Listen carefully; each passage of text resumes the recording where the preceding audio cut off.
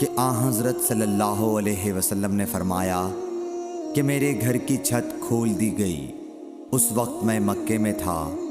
پھر جبرائیل علیہ السلام اترے اور انہوں نے میرا سینہ چاک کیا، پھر اسے زمزم کے پانی سے دھویا، پھر ایک سونے کا تشت لائے جو حکمت اور ایمان سے بھرا ہوا تھا، اس کو میرے سینے میں رکھ دیا، پھر سینے کو جوڑ دیا، پھر میرا ہاتھ پکڑا اور مجھے آسمان کی طرف لے کر چلے۔ جب میں پہلے آسمان پر پہنچا تو جبرائیل علیہ السلام نے آسمان کے داروغہ سے کہا کھولو۔ اس نے پوچھا آپ کون ہیں؟ جواب دیا کہ جبرائیل۔ پھر انہوں نے پوچھا کیا آپ کے ساتھ کوئی اور بھی ہے؟ جواب دیا ہاں، میرے ساتھ محمد صلی اللہ علیہ وسلم ہیں۔ انہوں نے پوچھا کہ کیا ان کے بلانے کے لیے آپ کو بھیجا گیا تھا؟